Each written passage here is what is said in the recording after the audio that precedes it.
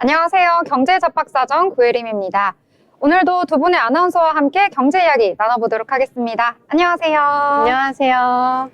안녕하세요. 안녕하세요. 아나운서 김보경입니다. 안녕하세요. 아나운서 양세빈입니다. 네, 이렇게 두 분과 함께 즐겁게 경제 이야기 함께 나눠보도록 할 텐데요. 먼저 증시부터 살펴보고 넘어가도록 하겠습니다. 간밤에 미국 증시를 살펴보면 하루 만에 분위기가 완전히 반전됐습니다. 어제 미국 증시는요, 뉴욕 3대 지수 모두 하락하면서 마감을 했습니다. 이 ASML에 어닝 쇼크가 발생을 한 건데요. 지금 실적이 안 좋게 나오면서 16%대 급락을 했습니다. 26년 만에 최대 폭락이다, 이러한 이야기가 나오고 있는데요. 이 엔비디아를 포함한 주요 반도체주 역시도 모두 하락하면서 마감을 했습니다. 이 미국 정부가 엔비디아 등 이 미국 기업들의 AI 반도체 수출에 대해서 제재를 가한 것으로 알려졌는데요. 이 국가별로 상한을 설정하겠다, 이러한 이야기가 전해졌습니다.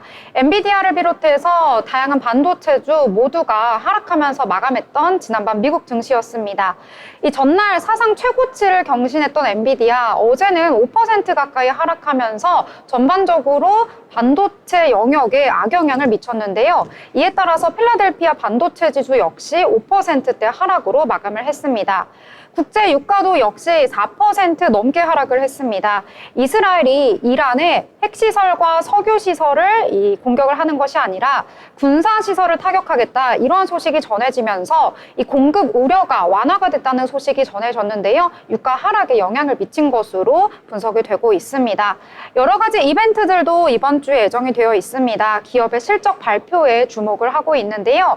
이 시장은 9월의 소매 판매 지표를 기다리면서 약간은 관망하는 모습을 보이고 있는 상황이다, 이렇게 보시면 될 것 같습니다. 자, 그렇다면 오늘 국내 증시는 어땠을지 또 자세히 살펴볼 건데요. 오늘 증시 보경 아나운서는 어떻게 보셨나요? 네, 오늘 양시장 모두 약세였는데요. 그래도 바이오주들이 힘을 내줬습니다.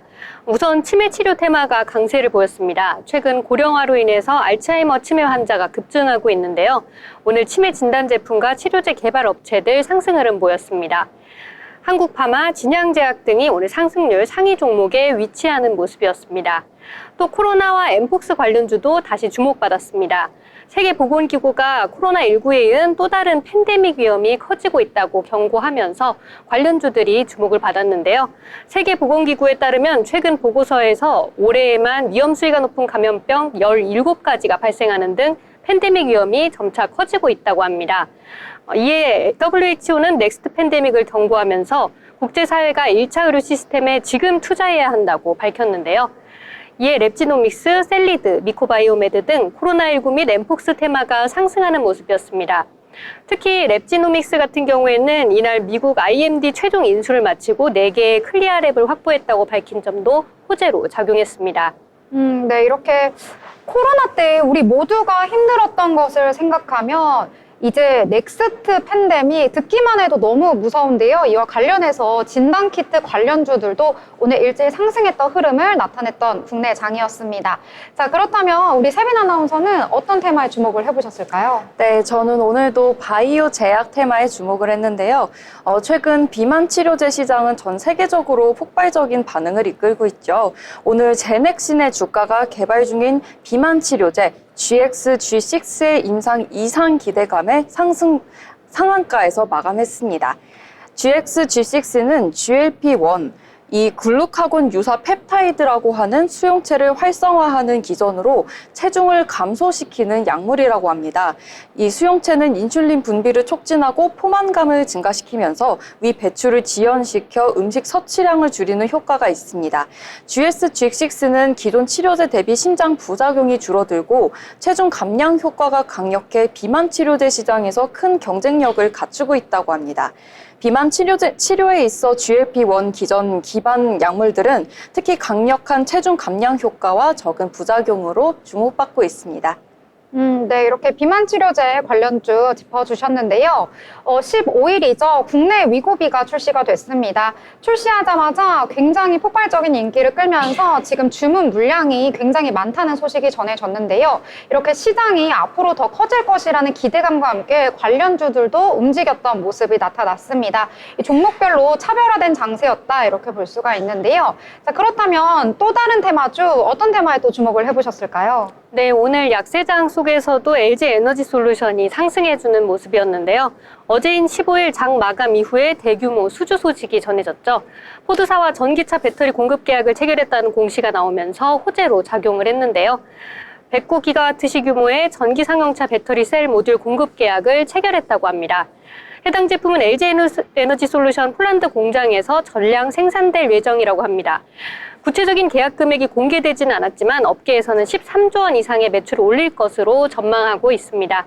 LG 에너지 솔루션은 지난 8일 메르세데스 벤츠와 수조 원 규모의 배터리 공급 계약을 맺은 데 이어서 이번에는 포드와 공급 계약을 체결했는데요. 일주일 만에 대규모 수주 소식이 연이어서 터졌습니다. 이에 LG 에너지 솔루션 어제 시간외 매매에서부터 급등 흐름 보였는데요. 최근 유럽 전기 상용차 시장 성장세가 아주 가파릅니다. 이번 수주로 LG 에너지 솔루션의 캐즘 돌파에 큰 힘이 될 전망이라고 합니다. LG 에너지 솔루션발 훈풍으로 관련주들도 함께 상승했는데요. 나라 M&D, 한빛레이저, KNS, 우등 등 일부 2차 전지, 전기차 테마주들도 함께 상승하는 모습이었습니다. 네. 오늘같이 좀 힘들었던 장에서 그래도 좀 수급이 쏠렸던 곳이 바로 이 LG 에너지 솔루션을 비롯한 2차 전지, 전기차 테마가 아니었나 싶습니다. 지금 반도체가 하락하는 모습 보이고 있고 이외에도 뚜렷하게 강세를 보였던 테마가 없었기 때문에 투자자들이 어디에 좀 자금을 쏟아 부어야 할지 좀 고민을 많이 했었던 것 같은데요. 오늘 그나마 LG 에너지 솔루션이 좀 선방해줬다 이런 평가를 내릴 수가 있을 것 같습니다. 자, 이렇게 저희 포인트만 한번 짚어봤는데요. 본 방송에서 제공하는 정보는 투자 판단에 대한 조언일 뿐 해당 종목의 가치, 상승과 하락에 대해서는 보장하지 않습니다.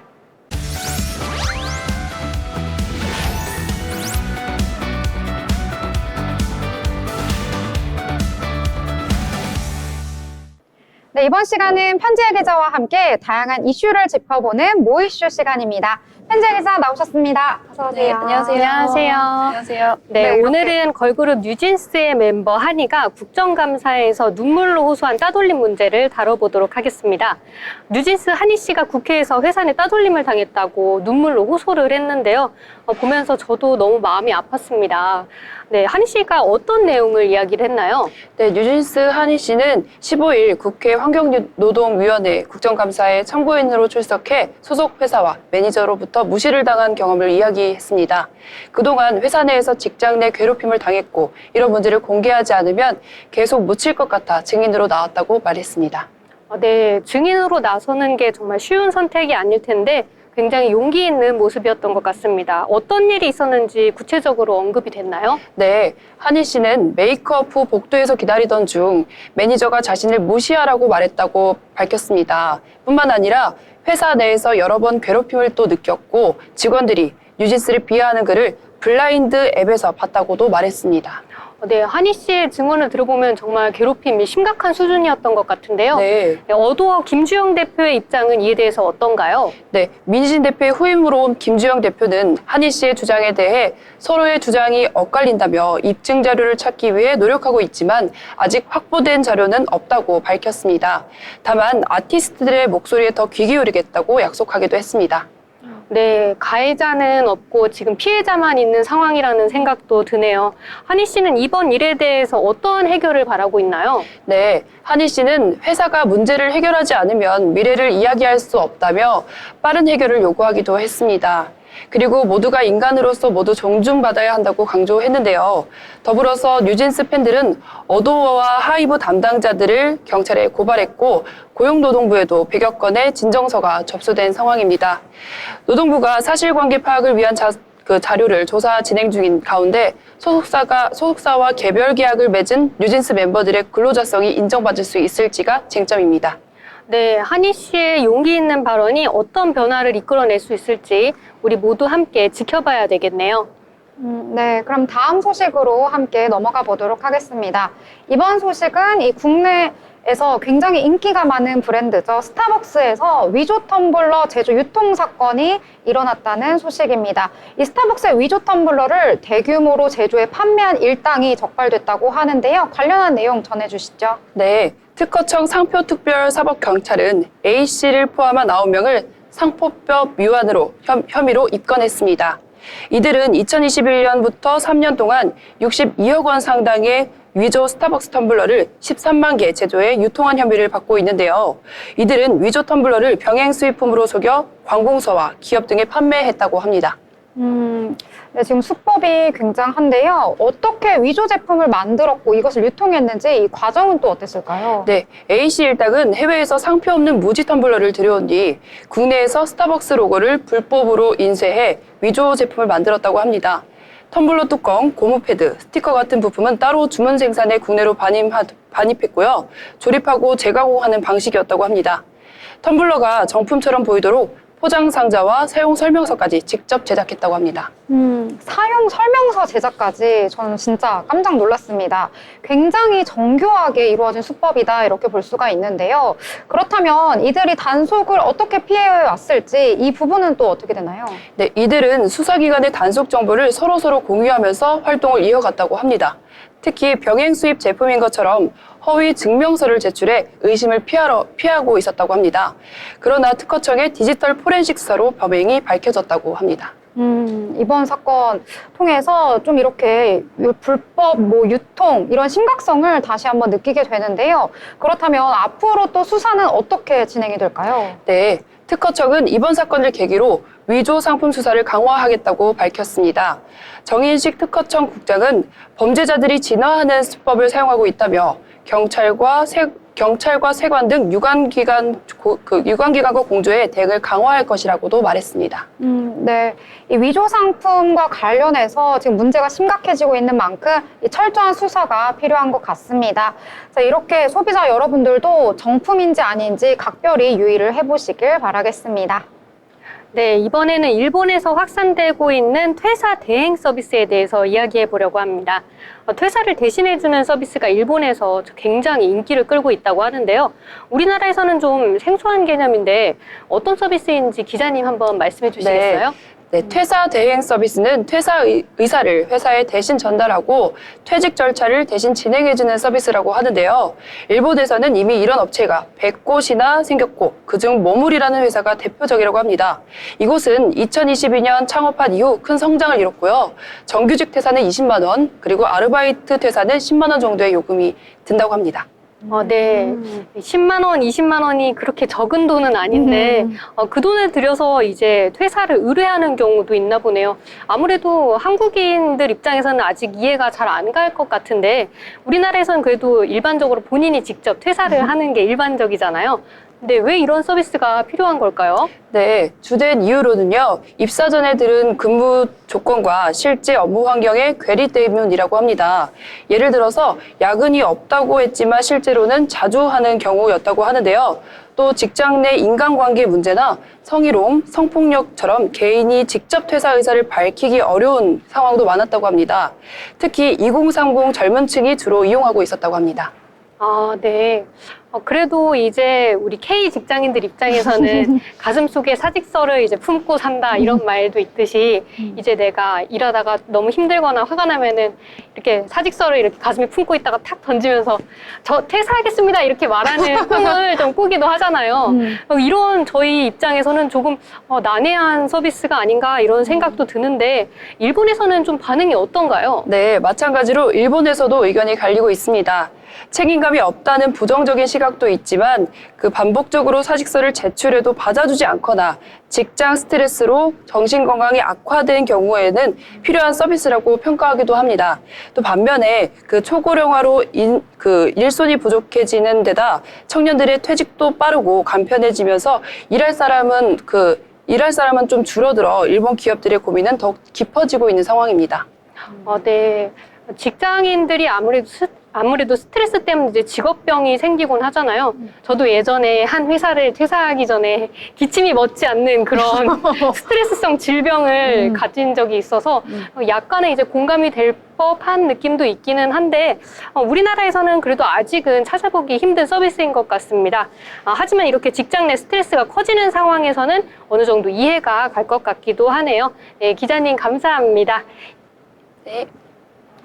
네, 이렇게 세 가지 소식 저희 함께 알아봤는데요. 더불어 본 방송에서 제공하는 정보는 투자 판단에 대한 조언일 뿐 해당 종목의 가치, 상승과 하락에 대해서는 보장하지 않습니다.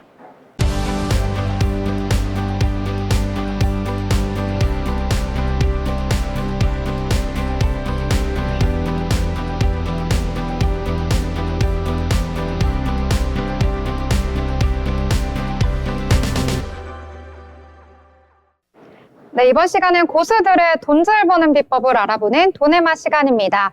이 돈을 잘 벌기 위해서 주식 시황 체크도 반드시 해봐야겠죠. 자, 그러면 오늘 마감 시황 양세빈 아나운서가 전해주시죠. 네, 10월 16일 마감 시황 전해드리겠습니다. 우리 양지수 모두 파랗게 물이 드는 우울한 하루였습니다. 코스피는 0.88% 하락한 2610포인트에서 마쳤고요. 하지만 장 최저 지수는 2601포인트로 2600선을 간신히 지켜낸 모습 보였습니다. 특히 우리 시장은 미국의 ASML 실적 쇼크와 함께 좋지 못한 환율과 유가 상황 때문에 양시장 모두 이렇게 파랗게 물이 들었는데요. 전략 후 강의 형태로 조금씩 하락을 만회하려는 시도는 했지만 턱없이 부족했습니다. 상승 종목보다 하락 종목이 훨씬 많은 하루였습니다. 코스닥도 보겠습니다. 코스닥 지수 보시면 코스피보다 훨씬 낙폭이 더 큰 모습이죠. 1.04% 하락한 765포인트에서 거래 마쳤습니다. 상승 종목에 비해 하락 종목이 1112 종목으로 굉장히 많은 하루였습니다. 수급 보시겠습니다. 네, 수급 보시면 코스피와 코스닥 모두 개인이 매수하고 외국인과 기관이 매도하는 하루였습니다. 코스피에서 개인은 6,541억 원을 사들였고 외국인은 6,651억 원, 기관은 343억 원을 매도했습니다. 코스닥에서 개인은 2,559억 원을 사들였고 외국인은 1,437억 원을 매도했습니다. 기관도 950억 원을 매도하며 개인의 매수와 외국인과 기관의 매도에 팽팽한 줄다리기 같은 하루였습니다. 시총 상위 보겠습니다. 시총 상위 보시면 삼성전자가 결국 2.46% 하락하며 6만 선을 하루 만에 내줬습니다. SK하이닉스도 2%대 하락 마감하며 19만 선을 내주는 하루였습니다. LG에너지솔루션이 시총 1위부터 5위까지에서는 유일하게 빨간불을 켰는데요. 에너지솔루션 쪽에서는 조금 좋은 호재가 있었죠. 에너지솔루션이 미국의 빅3 완성차 업체인 포드로부터 13조 원이 넘는 상용차용 배터리 물량을 수주했다는 소식을 전했습니다. 이로 인해 전기차 캐즘을 이겨내고 있다는 평가가 나오고 있는 중입니다. 삼성 바이오로직스도 2% 넘게 물량을 덜어내면서 마감했고요. 현대차는 0.41%, 장중에는 파란불을 켰지만 마감에 들어서 상승 전환하며 24만 7천 원에서 마감했습니다. 셀트리온은 2% 넘는 하락 마감했습니다. 삼성전자 우선주는 1%에 가까운 빨간불을 켰고요. 기아는 1.91% 하락 마감, KB금융은 0.21%, 신한지도 2.42% 하락 마감했습니다. 이어서 코스닥 시총 상위 보겠습니다. 1위부터 10위까지 모두 파랗게 물이 들었습니다. 알테오젠 장중 한때 빨갛게 상승 전환하는가 싶었는데 결국 약보합권에서 마감했습니다. 에코프로 형제도 1.23%, 0.85% 하락 마감했고요. HLB, 리가켄바이오 각각 1%대 하락 마감했습니다. 엔캠도 1.15% 하락 마감했고요. 클래시스 장중 한때 빨간불을 켜면서 호재가 들었나 싶었는데 2.29% 결국 하락 마감했습니다. 휴젤도 1.75%, 삼천당제약이 4% 꽤 큰 낙폭을 보였습니다. 리노공업 3.71% 하락 마감했습니다. 이렇게 미국발 반도체주 등락에 따라 국내 반도체주 투심이 흔들리는 가운데 증권가에서는 3분기 미국 빅테크 기업들의 실적 발표에 주목하라고 이야기하고 있습니다. 10월 말에는 매그니피센트 7 기업들의 실적 발표가 잇따라 예정돼 있는데요. 10월 넷째 주 알파벳과 테슬라 그리고 아마존에 이어 10월 마지막 주에는 마이크로소프트와 메타, 애플 등의 실적 발표가 이어집니다.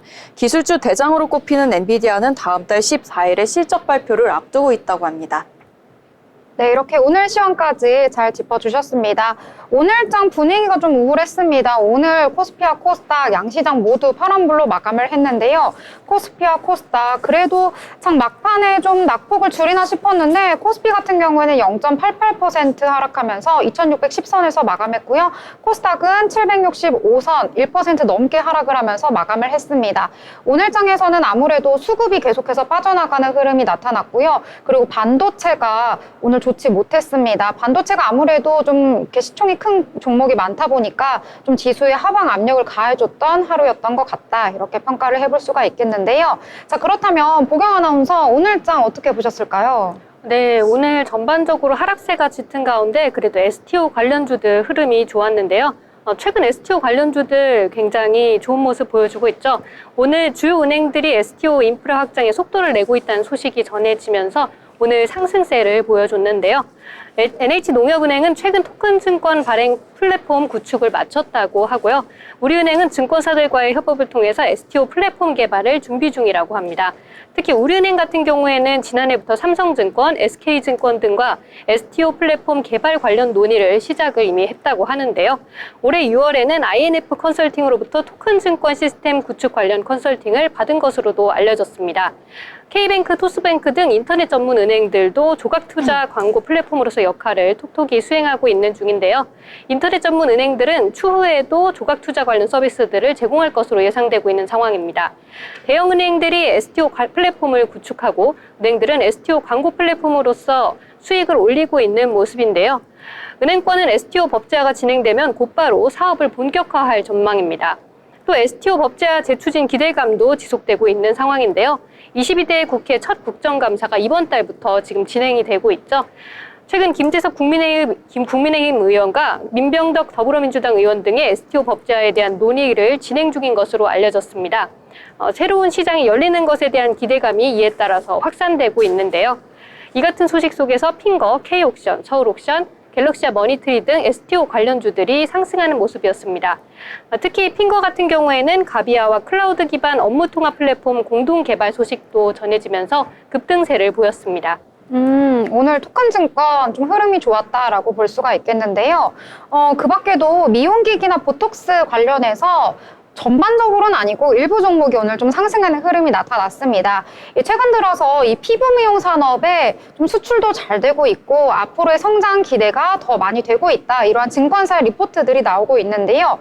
특히 상상인 증권 같은 경우에는 보고서를 통해서 최근에 휴젤이나 파마 리서치 등 이 에스테틱과 관련된 주가가 계속해서 오르고 있다. 앞으로의 성장 여력이 충분하다. 이러한 평가를 내렸는데요.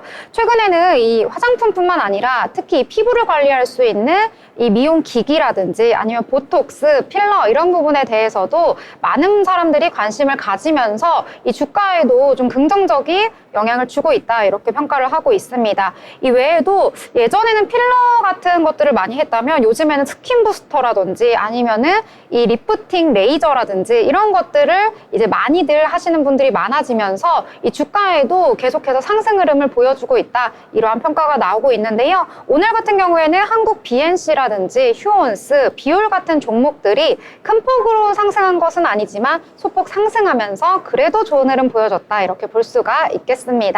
자, 이렇게 오늘장 좀 우울했지만 그래도 오를 수 있는 종목들, 올랐던 종목들 여러 가지 살펴봤는데요.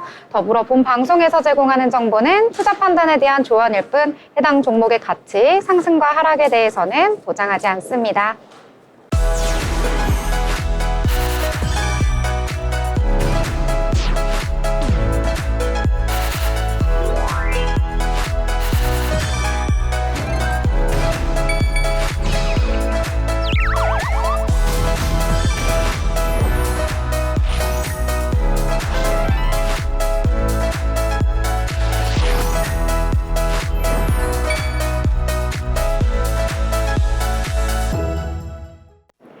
이번 시간에는 전국에 있는 맛집과 축제, 전시를 알아보는 시간이죠. 마켓 트렌드 어디 갈까 시간입니다. 이번 시간엔 양세빈 아나운서가 준비해 오셨다고요? 네, 오늘 제철을 맞아서 여행도 하고 맛돌이 음식도 함께 먹을 수 있는 지역 소개해드리겠습니다. 와, 정말 기대가 되는데요. 우리는 그럼 오늘 어디로 떠나볼까요? 네, 오늘은 청주 2024 청주 디저트 베이커리 페스타를 소개해드리겠습니다.